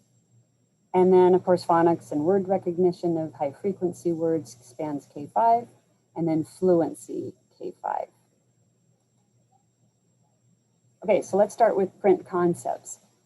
I love this picture because it just kind of shows not only the typical age, young kids play around with print concepts all the time. It's really an awareness of how print works. So concept of print is spacing, reading left to right, top to bottom, knowing the difference between a word and a letter, naming all the letters, and then looking at end punctuation as well. You K1 teachers do a lot of this. You do a lot of this whole group and in small group, really getting kids to understand how print works. If you have young kids, you've probably seen them approximate this. They might be holding the book upside down, but they are turning the pages correctly. So they do lots of approximating, and it's fun to watch our youngest kids do this and model it for them. Okay, so phonological and phonemic awareness. You've heard Alicia talk a lot about this, and it is critical for students' reading development. It's really the ability to hear and manipulate the sounds in spoken words. Those sounds are called phonemes, and English is a phoneme-based language system. But this is a mostly auditory skill. So it's auditory because you're hearing the sounds and manipulating them. And it's a verbal skill as well, because you have to produce those sounds. Rhyming, blending, isolating sounds are all skills along a continuum. I'm going to show you one of those, a continuum that we haven't decided yet on the continuum for phonological and phonemic awareness yet, but this is one that I like, and Alicia, you might want to send a few my way. We're looking at our curriculum adoption first to really align it to that. But this gives a nice kind of stair step of going from less complexity to more complexity. So things like knowing that words are split into syllables, rhyming, alliteration, and it goes all the way up to more sophisticated skills that Alicia was talking about, when you can substitute and delete and manipulate those phonemes. I'm going to share my personal connection to phonological awareness. That's right, it's Barney. So if you either were young enough to watch Barney, or like me, you had children who grew up watching Barney, you might know this song called, I'm not sure what the title is, music teachers may know this, I like to eat apples and bananas. So the refrain goes, I like to eat, eat, eat apples and bananas. Well, when you change that sound, and Barney does this, it's really in your spare time, you should look it up, although the song will stay with you for days and days. When you change the sound like Barney does to, I like to oot, ooples and banunus, it's really sophisticated work. And I remember thinking, why is Barney doing this? Why is he having, my children change the sound? I thought it was annoying, but I also realized that this is phonological awareness in action. So I like to eat apples and bananas, right? Give it a try. There are lots of different media types out there. There's the old We Sing songs, dare I say, the Wiggles and Sesame Street and Rafi. If any of you know of something more current, because I kind of looked for something more current and asked some friends with young children. And Alicia, you might know too, is there anything out there that's a little more current that develops phonological awareness? But music teachers, this is, I know you do a lot of this with your music instruction, and it's also kind of embedded in our GLAD work too with those chants.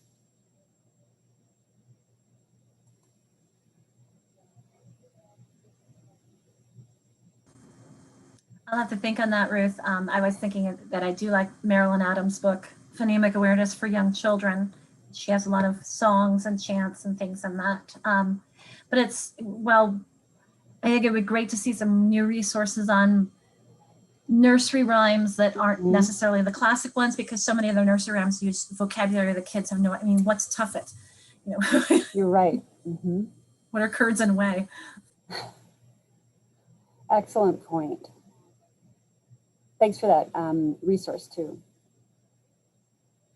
So this is another quote from David Kilpatrick about how that, and Alicia has reinforced this too, how that early training of phonological awareness in K and first can actually prevent many reading difficulties.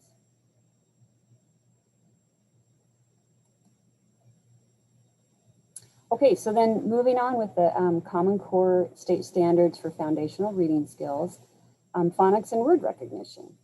And this is where print comes into play. It's kind of our bread and butter of instruction as well. It is a K5 skill. The alphabetic principle is at the heart of this instruction. It's all about that sound symbol correspondence. And for K2, you'll notice in the Common Core State Standards, it's things, you know, on a continuum like vowel teams and consonant blends and digraphs, etc.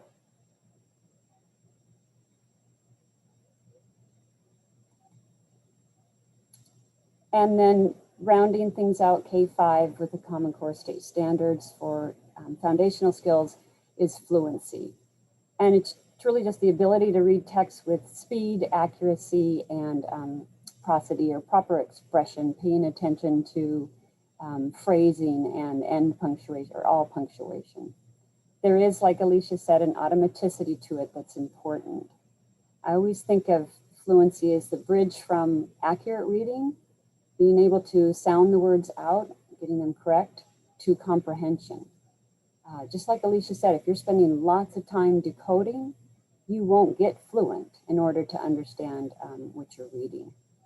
We know that kids may have a slow rate, and that's a definite data point and teaching point to consider as well.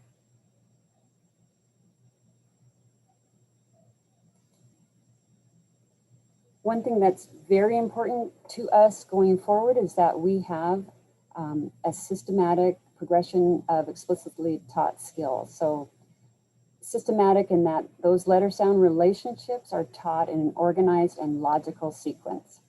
And then it's explicit. They're taught very clearly and directly by the teacher. There is very little ambiguity on the sound symbol relationships.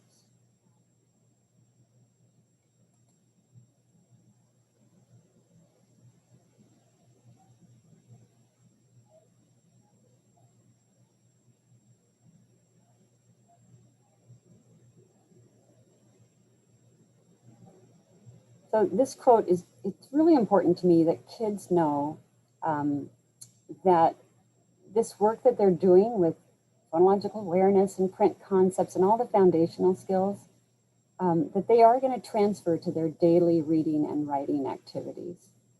I once was teaching a student when I was a reading specialist to sound a word out, and I think it was cat, and we were just working really hard to sound that word out, and she finally got it, and she looked up at the picture on the page, and there was a cat, and she looked at me and she said, "Is that reading?" She had read the whole sentence, and she looked at me and said, "Is that reading?"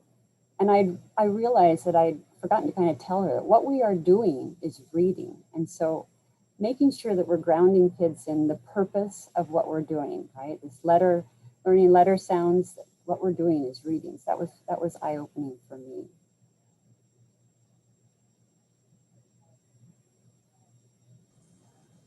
Ruth, my son had that same issue. He was sounding words out, but he said, Mom, I can't read. I can't read. I said, you are sounding these words out. You are reading. But he was comparing himself to us and to the more fluent readers. And so that's a shift that for a lot of kids. The student that I had just took off after that because she'd finally figured out that what those letters on the page were words, and that what her parents and her older siblings were doing was called reading. So she finally, it was a big shift for me that the purpose was finally there.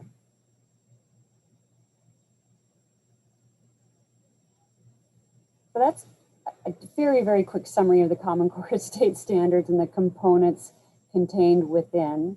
I'm going to shift now to the Reading Foundational Skills Adoption Update. So there is a committee, I'm going to share their names in a few minutes, but I'm going to tell you that it's a complex adoption because we're using this as a vehicle for our MTSS, but it's also very timely. The fact that the OSPI laws coming into an effect next year happened to coincide with our adoption was really a nice benefit, and we know that our students are going to benefit as well. But take a look at the team here. Hopefully you see some of your friends listed there. We have representation from every school. The asterisk means teachers and staff who are field testing.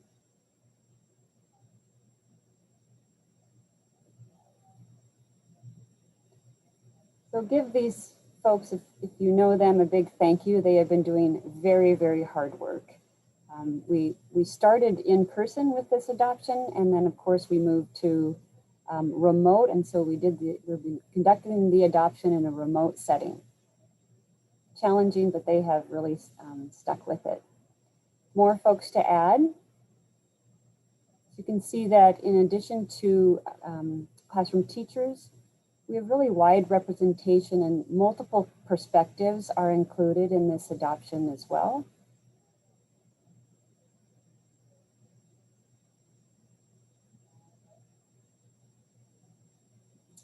And in addition, we added additional grade level field testers. So these 4 folks at the top are not part of the Reading Adoption Committee, but we asked them to do some field testing just so we had more teachers to field test some core curriculum for us. And then of course our fabulous instructional coaches, they're doing some field testing and partnering with classroom teachers as well to help us with that work. And I'd be remiss if I didn't include Jessica Daly, who was co-facilitator last year.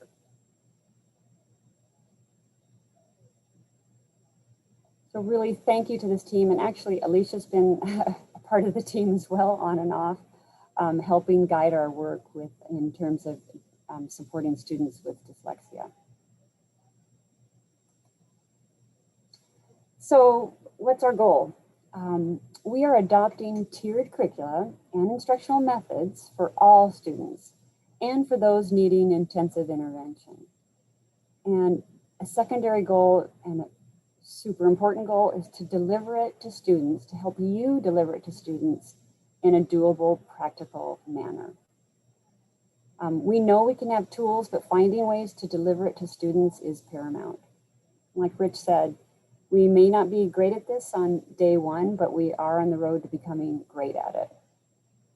So we will provide support and systems and scaffolds and structures for you as well as we're on this journey. How am I doing on the chat, Rich and Alicia? Doing okay? So far, so good on my end. Okay, so what are we field testing? So this is curriculum for all students. This is core curriculum tier 1. We're looking at and field testing 2 different pieces. The first one is Words Their Way Classroom. And this may look different to what you may be using. Teachers in grades 3 through 5 are using Words Their Way. I don't know if any of you have looked at Words Their Way Classroom, but it does have some additional components to it beyond just the sorts. They have some poetry and some decodable text as well. The other piece that we're looking at is Benchmark Phonics Workshop. And it is a smaller piece of a few other materials from Benchmark. But we're just pulling out the phonics workshop part of it. So this field test is in full swing. Grades K through 5 are field testing it remotely with their students. We're lucky in that all the pieces that are in print copy are also available digitally. So we are so lucky that that was able to happen.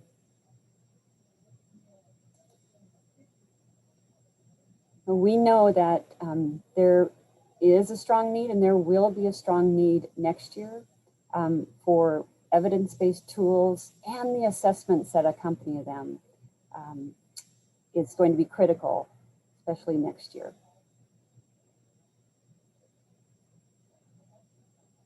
So what else are we looking at? For personalized learning, we're looking at Lexia and iReady reading.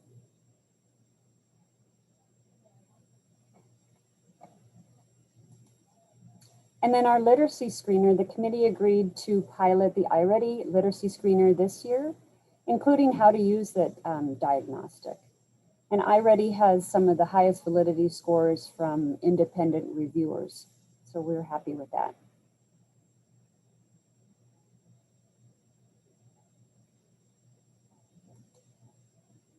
So in addition to those pieces, we're also looking at the books that kids use to kind of read when they're after phonics instruction and phonological instruction. So this is from Dr. Wiley Blevins, and what he's telling us is that kids need a range of text. So they may need some decodable readers in grades K through 1 and some in 2nd grade as well, and possibly even 3rd and up. They also need leveled books. So those are all the books that are in our book rooms, which are going to still be relevant and are not going away. But we are going to add some decodable readers just to match student need. And then that blue area is just all the trade books and all the great books that you have in your classroom libraries. Very, very important as well. Oh, sorry, go back.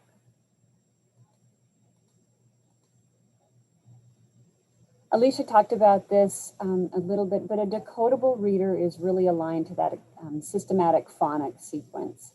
So in this book, I can tell, and Alicia, you tell me if I'm wrong, but here's what I'm guessing. Dot likes to dig.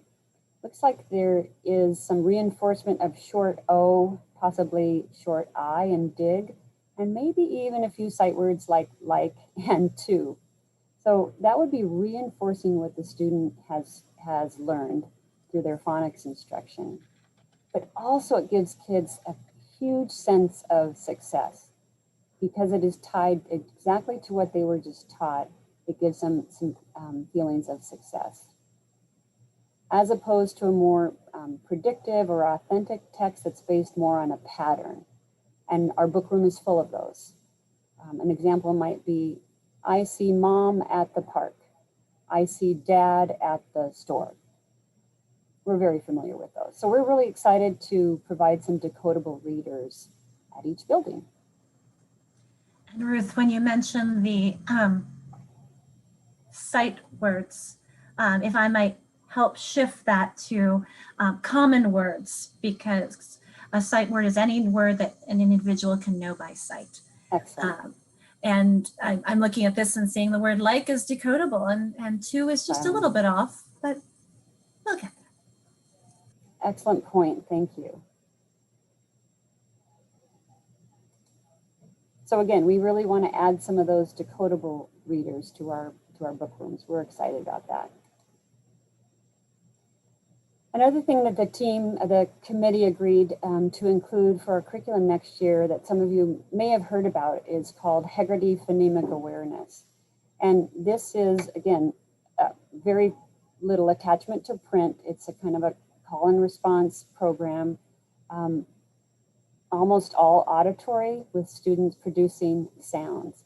And it is a fabulous curriculum that a lot of our schools have been trying out. Right now we're offering professional development for our K and first grade teachers and LRC 1. Our Title I and LAP teachers have been trying this out with their students, and they've been trained. The way it works is we're asking you to contact either your instructional coach or go through your principal. And then we will schedule a training, and that's when the manuals will be delivered, when that training has been scheduled. Really, right now, it's a very, very soft rollout. We don't expect you to be teaching this right now because it is a curriculum for fall. But if your K1 team wants to get a jump on it, and you can find some precious PD time, definitely reach out to your principal or your instructional coach. Rich, anything to add on that as far as rollout? No, I think just letting people know. I mean, this is one of those really cool things where, Ruth, you've been supporting people who want to get it early because we were able to buy it through a grant this year, but it's not required until next year. So it really is an optional thing for the moment. Perfect. And Haggerty has some hand motions associated, so it's very supportive of students as well, and great videos that we've found. So you might be asking yourself, or asking me, Ruth, are we going to have scope and sequence documents? Yes, we are. We're going to have scope and sequence for our phonics curriculum, right? Remember that systematic sequence of skills that I was talking about. And then also for phonological awareness as well. Again, it will be based on whatever curriculum that we choose. We'll put this in a cohesive scope and sequence for you to follow. But along with that, how to adapt that scope and sequence to the various needs of your students. So that will take some professional development as well. Yeah, and there's a couple questions on Haggerty in terms of for special education. We work with their department to determine what their needs are for what they have. Ruth, do you have an update on, I can't recall if we had decided how that was going to work this year. If LRC 1 teachers could connect with their coach, and they would be trained with their building. Okay. That's where we've landed. Okay. And then a question about whether Haggerty is something that's available digitally. I think if you could speak about what that looks like. Great question. And I do want to talk about Haggerty for grades 2 and up. I had forgotten about that. So digitally, there are videos that Haggerty has available. We'd like you to hold off on assigning those videos asynchronously for now. We want you to get really grounded in this curriculum, and our students to get grounded in the curriculum. There's some corrective feedback that has to happen, and I've taught this curriculum to a few first grade small groups remotely, and there's some subtle nuances in listening to the kids and making sure that you do either a repeat of the question that you just asked or some corrective feedback. And a video can't do any of that. So while they do have some very good videos, we'd like you to get grounded in the curriculum first. Yeah. And then for grades 2 through 5, we do want this resource to be available. But because typically most kids do master phonemic awareness at the end of first grade, while we do know we're going to have kids in 2nd through 5th grade who have this as a struggle for them, we will have copies of the curriculum available for teachers in those grades. And there is an assessment. It's a phonological assessment screener designed for students in grades 2nd grade and up. And then there was one other question that came up that leads me to think that we need to make sure we're super clear on one thing. So Words Their Way and benchmark phonics. A teacher would not get both of those. We are field testing those to select one or the other. Though it is possible, we've opened it up to the committee to consider if one is better for intermediate and the other is better for primary, but an individual teacher would only get one of those two phonics programs. So I want to make sure that's really clear because it looked like there might have been some confusion. Great question. Heggerty offers, we may build in some lessons out of Heggerty into the scope and sequence. So there might be some days where we say, instead of doing the Words Their Way lesson, do a Heggerty lesson, because Heggerty does offer something that is unique compared to the other program.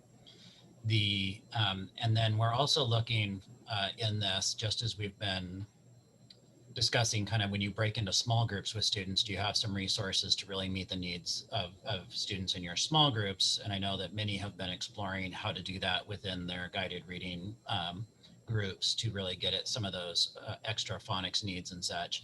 So as we roll this out, we'd be offering some ideas of what you could do in small group instruction to help reinforce this, or to offer more targeted instruction to those students who need more than the basics. But we'll build, there's a lot of scaffolding, supports, systems, and clarity that we will need to build before we roll this out, so that it's very clear what a teacher can do to do this in a very doable way. Thanks for that add-on, Rich. That's helpful. And what for K2 teachers, what Words Their Way classroom or benchmark phonics workshop, it'll be replacing Fountas and Pinnell phonics. So that will be going away. So it looks like I've got about 10 minutes just to talk about some tools and methods that we can use now to support students with the foundational reading skills. Some of these you'll recognize and you're already using, which is fabulous. I hope that maybe one or two of them are new, but we know that we've got months left of school left, and so we want to support students as well. So, of course, for K2, you still have our Fountas and Pinnell phonics curriculum. And embedded within that is the lesson selection map. If you notice that your kids struggle through either Lexia data or other data with hearing ending sounds, you can go to that lesson in the different categories in F&P phonics and teach a lesson there. Not super friendly for remote teaching, right? So we have some other ideas. In Lexia, if you click on resources, this will show up all of these different components here. So there are Lexia lessons and skill builders and connections. They're fairly solid little short lessons that are based on what your students need. And then if you click on Core 5 Resources Hub, this will show up. And these, not super new, I think they've been out for a few months, but they are lesson slide decks. There are scripted lessons that go along with these. They're based on Google Slides, and they're really nice. They have some nice features to them with scripted lessons and some really nice graphics as well. And then if for those schools who are using iReady Reading, there are the tools for instruction designed mostly for reteaching. They're short-ish lessons, not a lot of prep because again, they are scripted as well. Looks like this one is about 10 to 15 minutes. And this one's on segmenting words into phonemes. Here's a more advanced one. We're looking at 3 and 4 syllable words with syllables. This is mostly for 3-5, but second grade may want to take advantage of this, maybe even first if you've looked at the Words Their Way lists and sorts. On Staff Hub, we do have, this is somewhat antiquated, but we do have some word study lists and a method of teaching these lists. The sorts are all there as well. They're in print format, so again, not super remote friendly. But we do have Dawn Harper and Emily Lee, TOSAs from the district, have been working on creating some seesaw word sorts, and we're making our way through every one of the books. So you can find these in the activity library and then click on the school and district. I'll provide links for your instructional coaches as well. Thanks to Dawn and Emily for their hard work, and this was, a few teachers reached out for this, and we think it will help with sorting. And then Hegarty, I talked about that a little bit. Contact your principal or instructional coach. And then Reading A to Z has some nice resources as well. You can see they have phonics lessons, phonological awareness. There's even some chants and some fluency practices as well.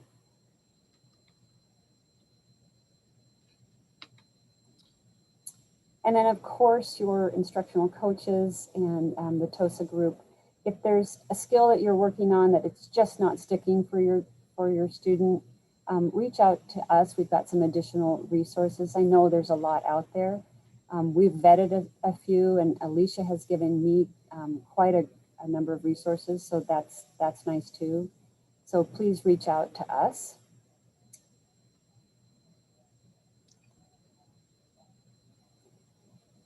And then we know you're going to have questions as we launch this journey. And we just want to let you know that we are here for you, and we really are working hard to make it doable for you. Okay. Oh, one more thing, Rich, just the power of yet. I don't know if any of you have seen this video. It's with Janelle Monet. She does it's a really cute video with the Sesame Street characters on the power of yet. So we'd like you to think of that with this endeavor as well. Just working on getting those high quality tools for students that puzzle you. Okay, Rich, Great. take it away. Yeah, if you don't mind, there were a couple questions that came up and a couple kind of final thoughts to reinforce things, because I know that what happens when we have this many ideas that we've thrown at you over the last 2.5 hours, that you're going to leave and go like, what did they say about this? And what was that again? And there's going to be some misconceptions that get out there. There's just no way for us to go through this without a learning curve where we take some left turns when we meant to go right. But our goal was to start getting us thinking about this and to understand that that some new resources are coming, and we're hoping to do it in a way that will really make it clear and simple to teachers. But this isn't a clear and simple thing always. So we recognize that right now, especially, this could feel very overwhelming. And so if you have needs now, please access your coach. Your instructional coach is there to help you with those needs now.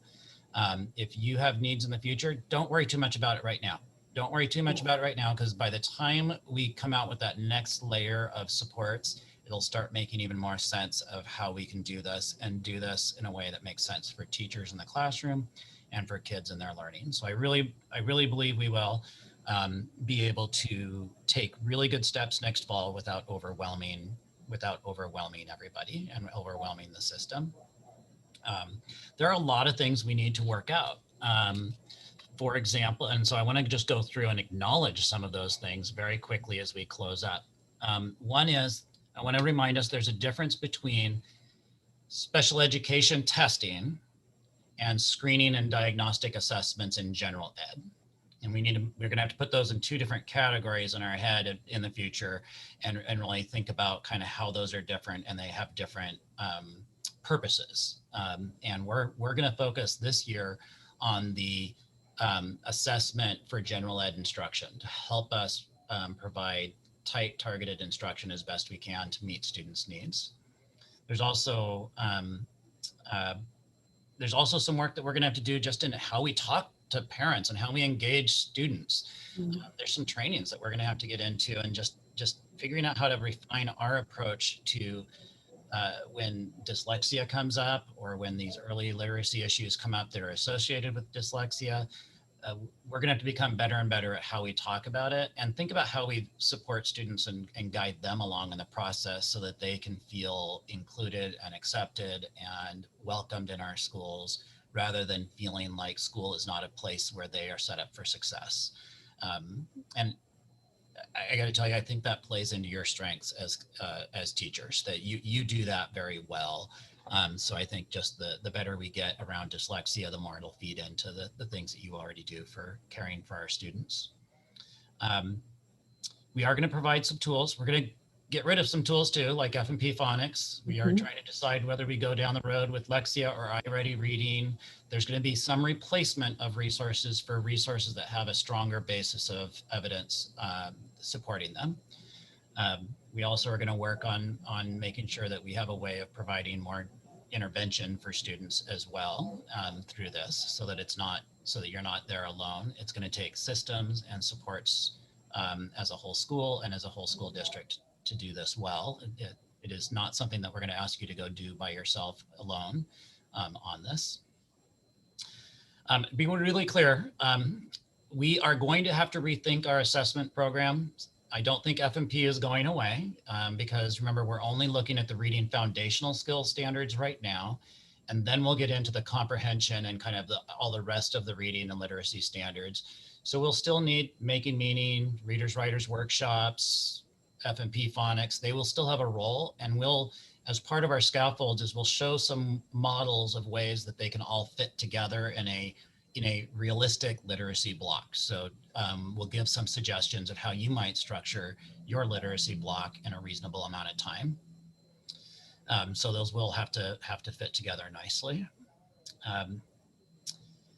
There were some questions about what's available this summer for students. That is a great question. We're going to have to look at that because we are starting to look at things like summer school and summer supports, and I'll throw in what resources we could have this summer for student learning. But I just want to recognize that there's some work to be done on that. And so the last piece I wanted to put out there is that we will get slides out to you by the end of the day. I'll try to get you all the slides from Alicia and Ruth so that you can use those as reference and refresh your memory if you need to. We will have an exit ticket. I just put a link to the exit ticket in the chat. I'll send it in an email as well if you do find that you don't want to deal with the exit ticket now. I'll send it to you. The exit ticket is especially important if you have any questions you hope future trainings, future learning opportunities come up that you would like to make sure we address in your feedback. And then I'll just say finally in our last, so we can close on time, I want to go back to what Dr. Almy and Assistant Superintendent Bongard shared at the beginning. We knew that opening this conversation, especially at this time, could feel overwhelming. We hope that it was also encouraging. We hope that it was encouraging that the system is trying to think about how we can help provide you with really effective tools to help our students, especially those students who have some early literacy challenges. But we also know that right now, you may need to just file this aside and say, I know something's coming and I need to set this aside because I've got to think about, oh my God, I got to think about in-person learning. I got to think about all these things that are happening. Totally get that. Have amazing admiration for what you've accomplished this year. I have gotten to sit in classrooms and seen fantastic things happening in those classrooms this fall. And I know that this has been an incredibly challenging year. So I want to thank you personally for really rising to the occasion in so many ways and caring for our students and caring for our families and providing quality instruction. It gives me great hope when I see that because I know what a team we can make. So thank you for your great work. As you have questions in the immediate, you got your coach, but also our TOSAs are available to really help you delve deep where you feel the need for more information. So thank you, everybody. You now have some time, and your next thing is, I believe, at 3:10, you have a staff meeting, building meeting. So until then, have a great lunch, have a great productive midday today. Take care, everybody. Thank you, everyone, for all the great comments, contributions. Nice meeting you all. Thank you, Alicia. Thank you, Tamara.